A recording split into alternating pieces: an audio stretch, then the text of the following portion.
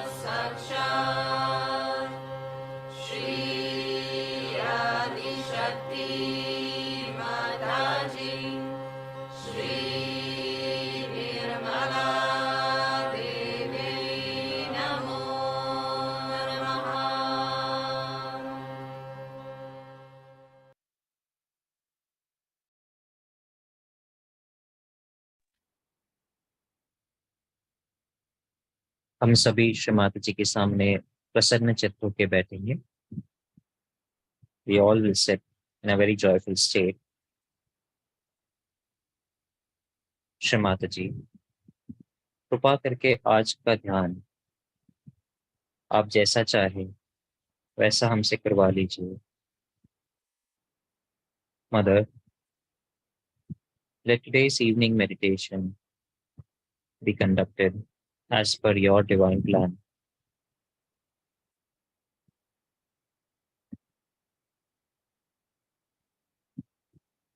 हम सभी बैलेंसिंग करेंगे. लेफ्ट हैंड को श्री माता जी की ओर रखेंगे और राइट हैंड को भूमि माँ के ऊपर रखेंगे. Will now perform balancing. Left hand towards Shri Mata Ji and right hand towards Mother Earth.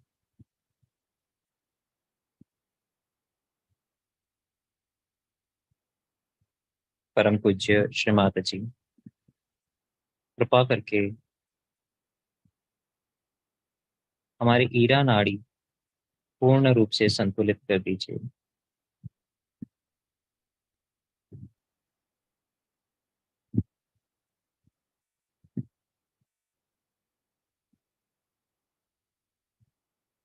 Mother,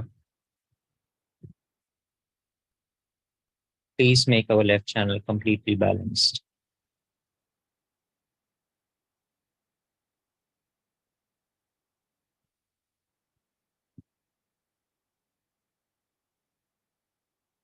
Shri Mata जी, कृपा करके हमारे अंदर शुद्ध इच्छा शक्ति जागृत कर दीजिए.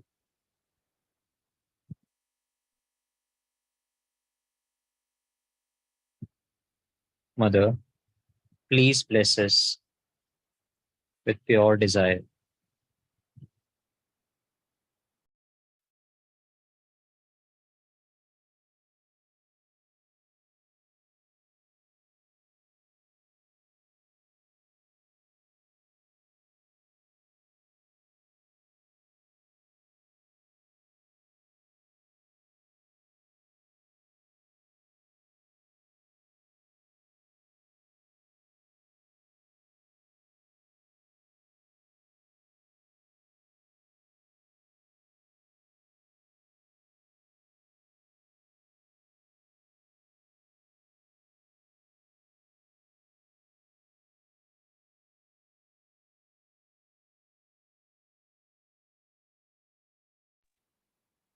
राइट हैंड को श्री माता जी की ओर रखेंगे और लेफ्ट हैंड को आकाश की ओर रखेंगे. I will place our right hand towards Shri Mata Ji and left hand towards sky. परम पूज्य श्री माता जी, कृपा करके हमारी पिंगला नाड़ी को पूर्ण रूप से संतुलित कर दीजिए. Mother, please balance our right channel.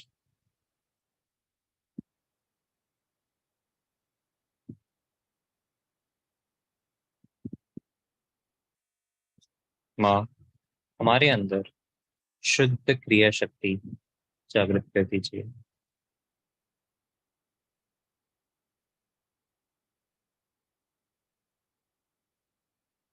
Mother, please enlighten the pure balance in the right channel.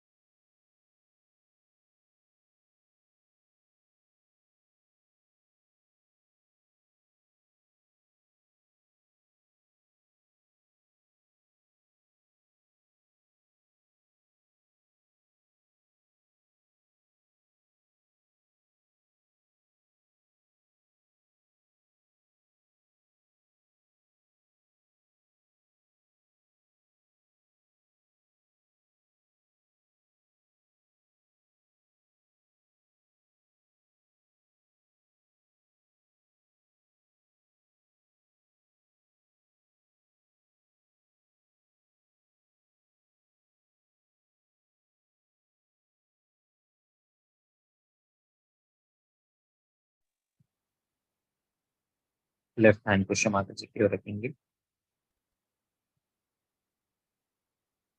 We'll place both our hand towards Shrimati ji. श्रीमाता जी, कृपा करके हमें पूर्ण संतुलन प्रदान कीजिए।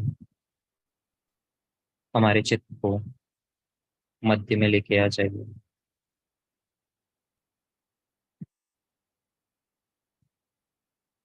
Mother, please bring us in the state of complete balance. Please establish our attention in the center.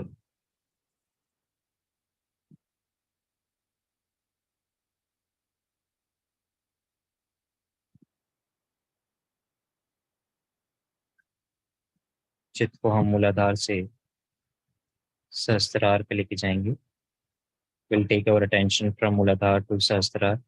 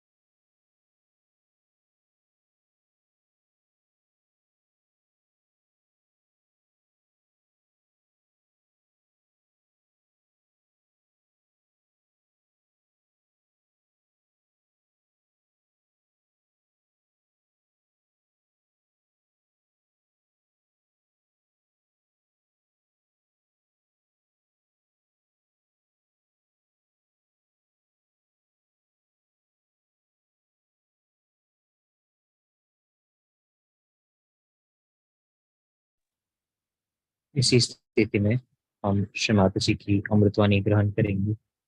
We'll now listen to Shrimati ji's speech.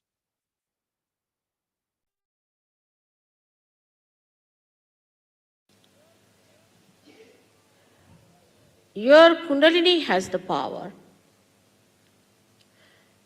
It has all the powers to make you the highest of highest. An ordinary grass can become a cedar. There's no limits to it.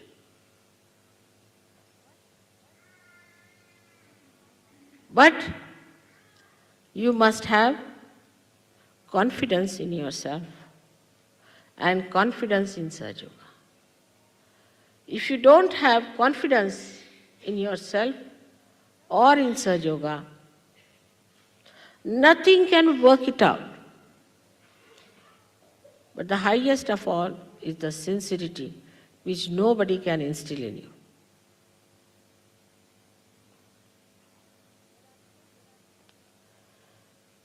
There are so many descriptions of a guru, how a Sadguru should be. Not in the West, I didn't see that, because I think they never believed in gurus, but they have lots of gurus. Like Pope is another horrible fake guru sitting here. Then we have another one, Bishop of Canterbury, sitting there. All of them are false gurus. Know nothing about Kundalini, don't know anything Brahma. And they just want to denounce Indian ideas, not because they are Indian, but because if Sahaja Yoga is established, they will lose all their earnings. From where will they get their money and their crowns? So they want to propound that they are the solution, achieving nothing, spoiling the name of Christ, saying all kinds of things against him, stupidly, without knowing the divine.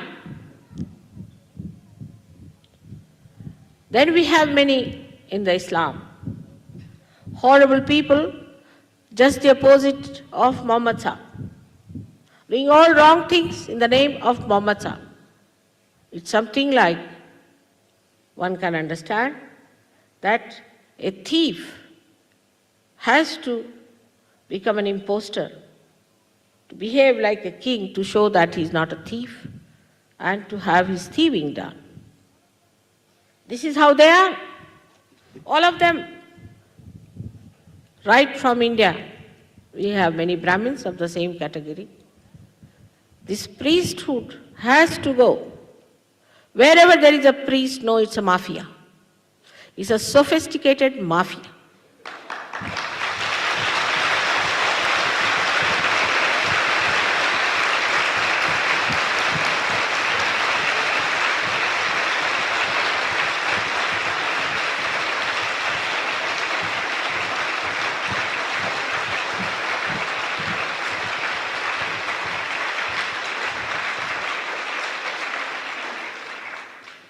No such yogi guru is going to take any money, nor anybody is going to bow to them, nor they are going to take any kind of special attention.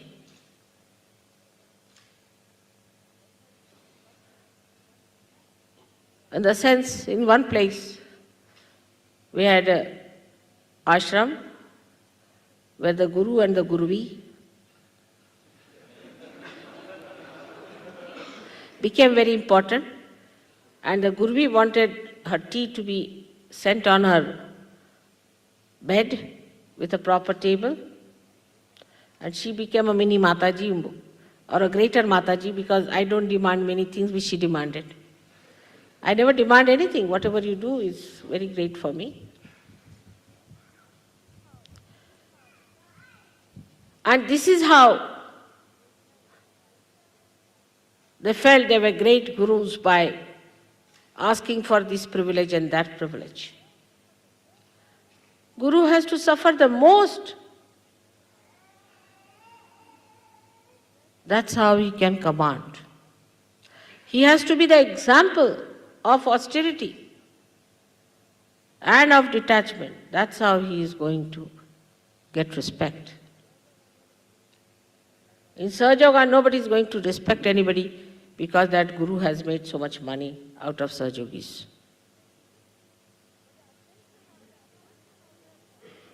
But the attention on money itself of Sahaja Yogis itself is suggestive that they are not Sahaja Yogis. For example, when you wanted to collect money, I never asked for a house or anything. The idea came from some Sahaja Yogis, there should be a house for me. Who can house me? Just think of it. Is it possible? Is it possible to house me? Not possible. So with a purpose and with my name, we could have something done in the heart of the universe, where everybody is sleeping practically.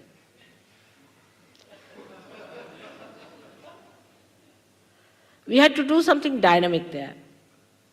And I heard that some stupid people started arguing on that. That's again the sign of not understanding. If mother has said yes, she would not do it for no reason.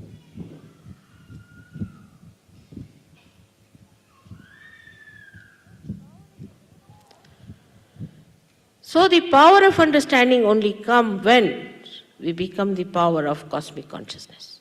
Because cosmic consciousness understands each and everything. Sitting down here, you can understand everything, you don't have to go there.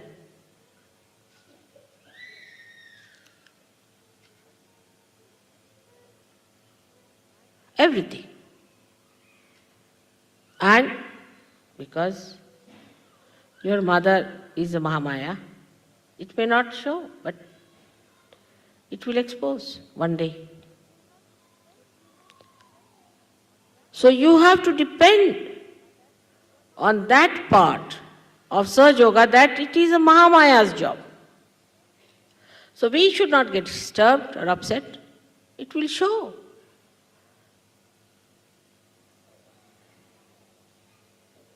So you are doubly blessed. First of all, you got your realization, which they say is the hardest of hardest thing to get. You have overcome the gravity. And secondly, your mother is the mother of all the Adi Gurus. She is the one who taught all the Adi Gurus. She created the Adi Gurus, and she'll create out of you the Adi Gurus.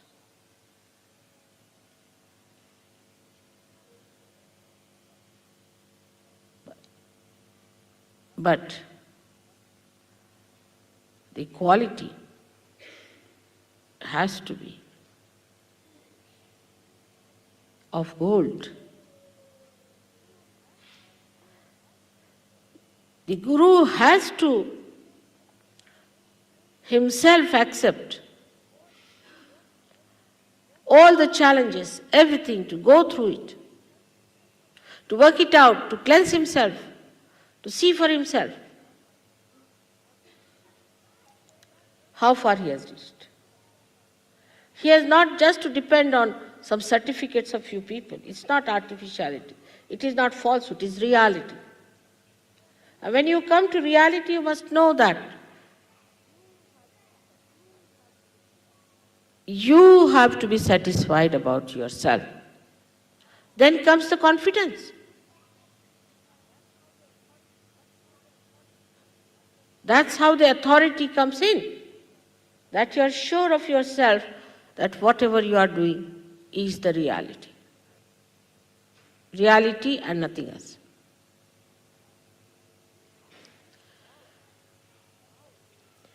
And this power is within you. The Kundalini is within you. She is your own mother.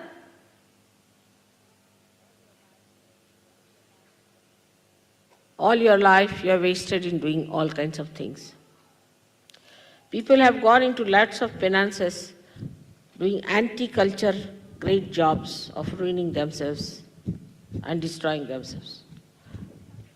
What did they get? Then they started another sort. They are busy now with another trip. And they'll be busy tomorrow with another trip. But whatever they do stupid, they do it so seriously. That's the most surprising thing is. Into all the details, Nothing should be missing. The complete stupidity must be achieved with full sincerity.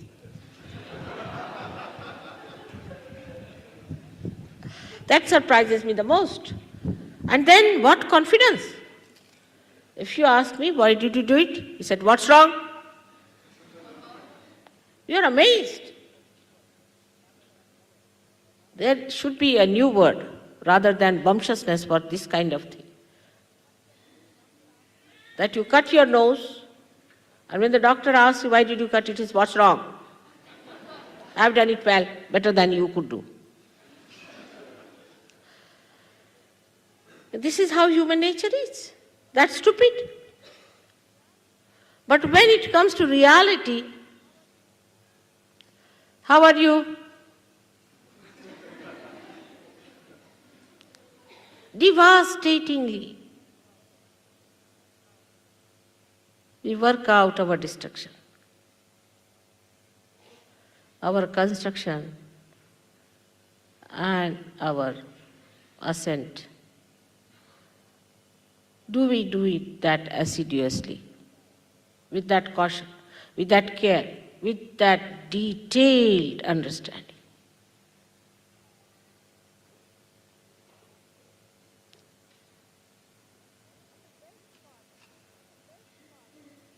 And the best part of it, that when you are doing it, you get choice, immediately rewarded.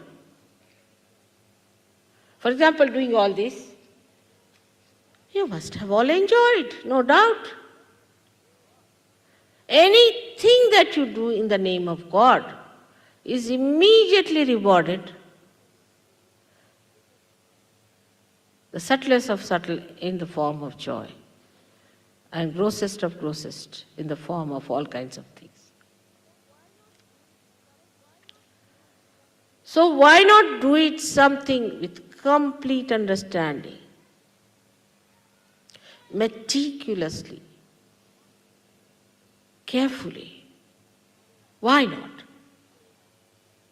With full attention and concentration. Because the reward is joy. Ultimately, what do we seek is nothing but joy.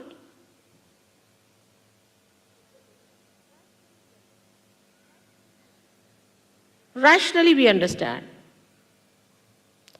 but not from the heart.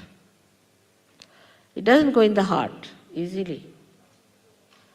Now people are saying, Mother, open my heart. How am I to open it? Just tell me. One has to go for an open heart surgery, I think, the way things are. To open your heart, the Guru has to be generous.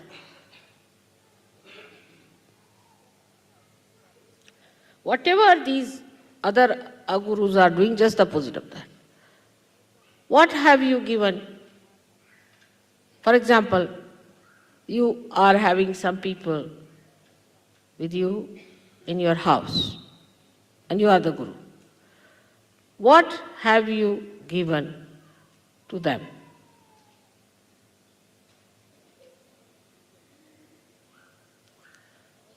On material level, let us say.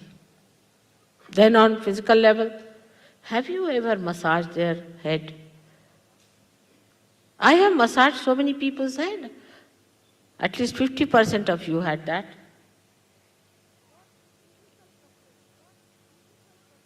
What physical comfort you have given to that person?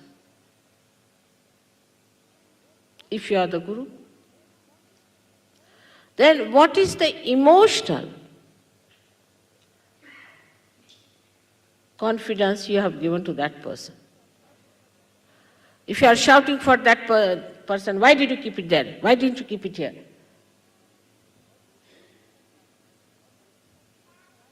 Also, it is vice versa among human beings. If you try to be nice to somebody, that person becomes ego-oriented.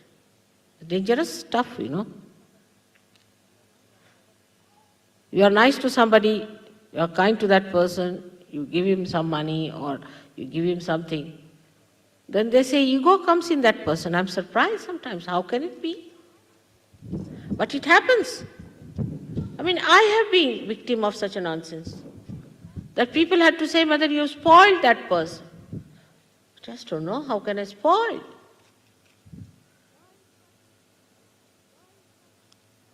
Why it happens? Because human beings have another great quality, that they cannot understand that anybody can care for them, because they cannot care for anyone. Anybody cares for them, they become egoistical.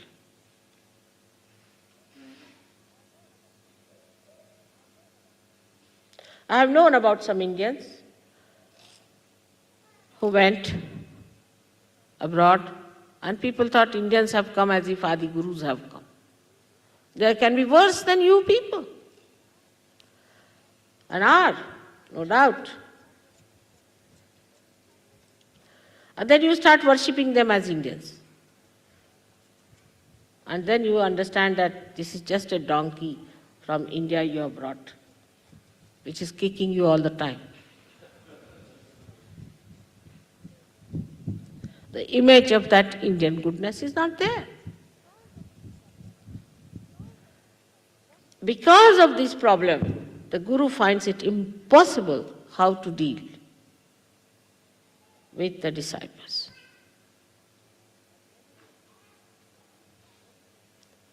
But there is a solution. Leave it to your mother, and I'll put them right. All such problems, you can leave it to me. When people try to take advantage of you or take to ego, tell them, now I'm going to leave it to mother, I'm not going to look after you anymore. That will settle them right.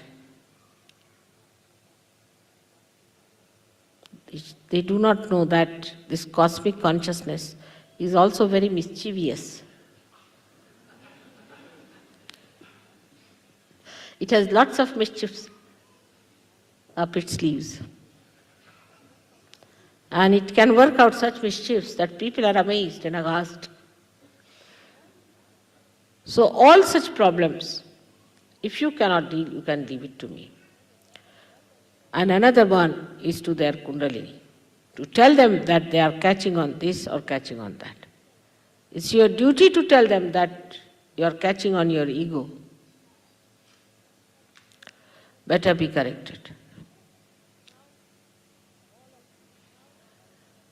Now, all of you can become gurus. Every one of you can become gurus.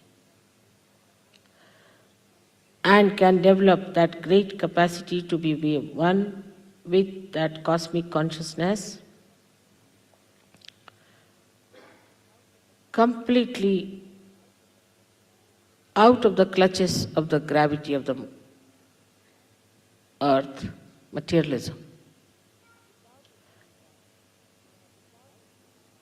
Without achieving that, you have no right to tell anybody what is to be done. First, it should be your practice and precept in your own life, in your own example. And then, your example is sufficient to convince others. Today, through this understanding that you have to rise about the gravitational force of materialism, which is today's religion everywhere, whatever they may call it, whether it is communism or capitalism or democracy or democracy, whether it is Christianity, Hinduism, Islam or any other nonsense, all of that is nothing but materialism in its all absurd forms. Kundalini is the only thing that can take you like the stalk of the lotus out of this mud of materialism.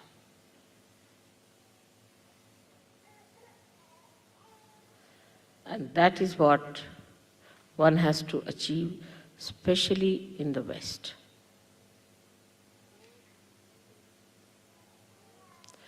It goes into subtle and subtler and subtlest forms.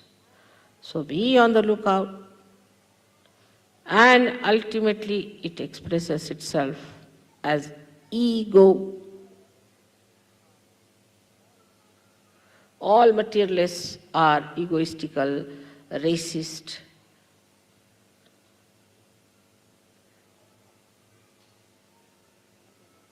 They are robbers and plunderers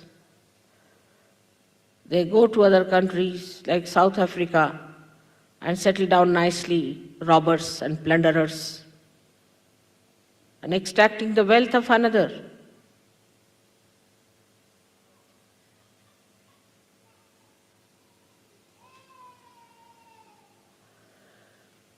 All this can become very sophisticated and beautified. We have to fight that, but to fight that we have to get out of it completely. Otherwise we cannot fight it when we are in it. So all of us should try to get out of it fully. It does not mean that you should all take out your clothes and say that we have given up everything. That's another style it has started now. It means that you respect all that is beautiful, you respect all that is good, but you are not dominated by anything.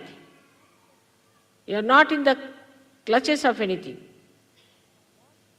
If I want, I can wear a gold chain, otherwise nothing, doesn't bother. I don't care.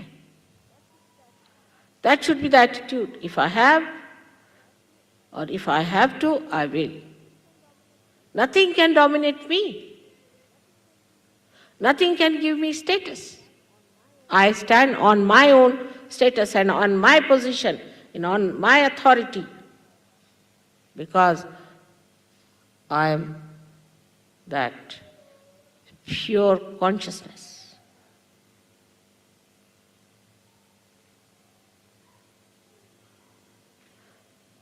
Nothing can spoil me. Nothing can bring me down. Nothing can bow me.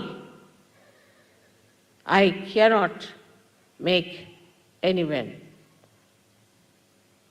dominated by me either.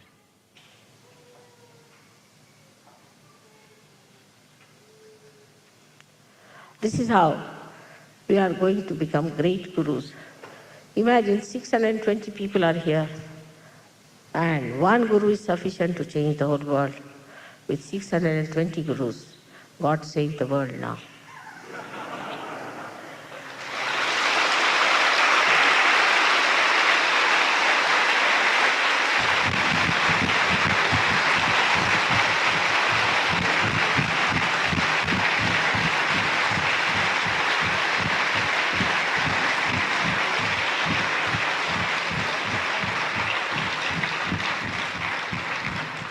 There's a beautiful saying of Adi Shankaracharya, Tat Nishkala, about Brahma Tattva. I am that Brahma. On that. If you have, let me see. That's the best way to understand what you are. Just bring it. Very famous. Have you got it? No, not that. Another. Just bring it. Have you bought the book? Bring the book to Srimataji.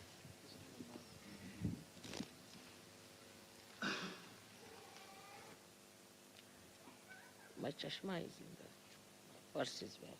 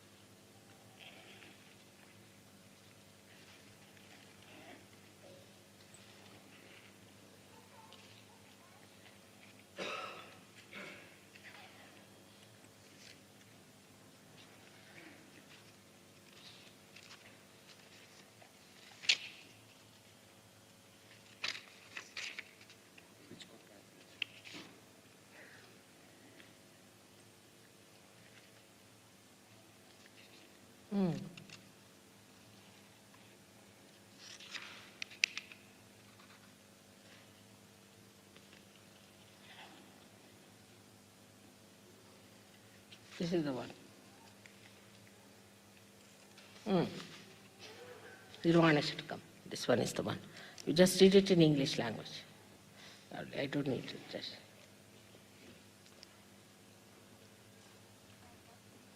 When you have got your nirvana, what happens to you? It says that.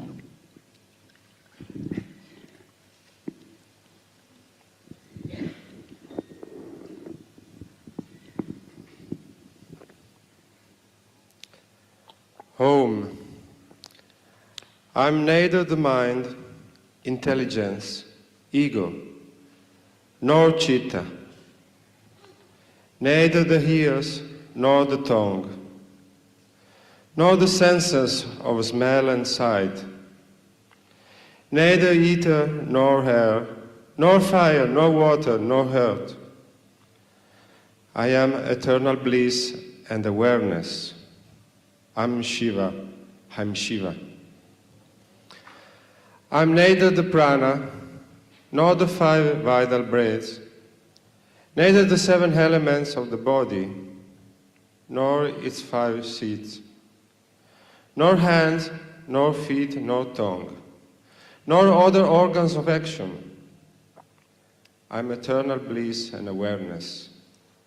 I'm Shiva, I'm Shiva.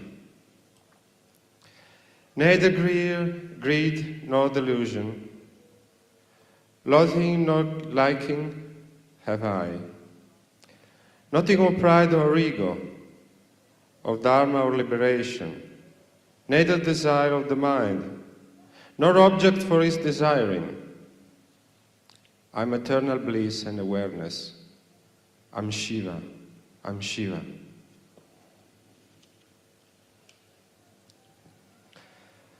Nothing of pleasure and pain, of virtue and vice do I know, or mantra of sacred place, of Vedas or sacrifice.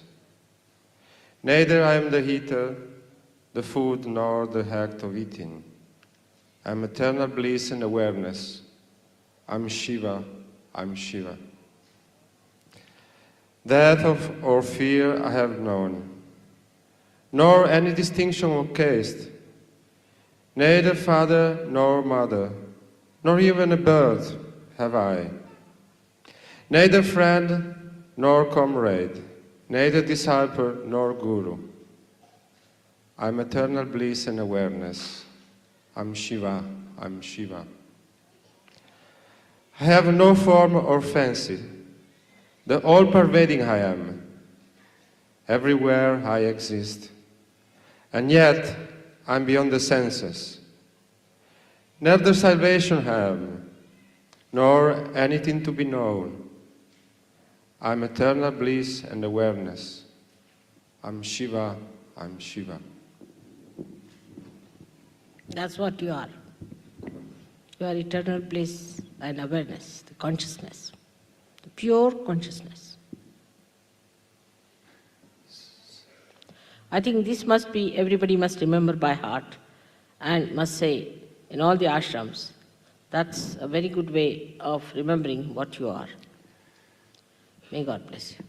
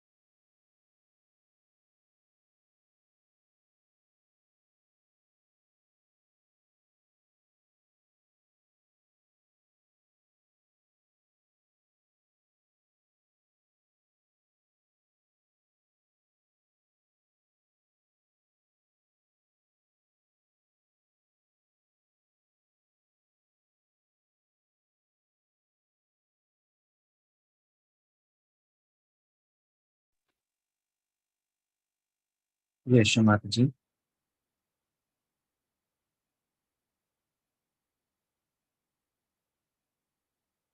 दोनों हथेलियों को हम हृदय की ऊंचाई पे लेके आएंगे। We'll bring both our hands towards our heart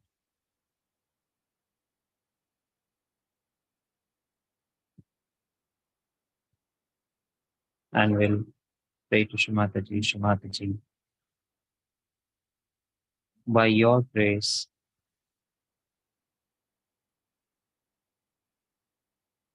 we are eternal bliss, awareness, and pure consciousness.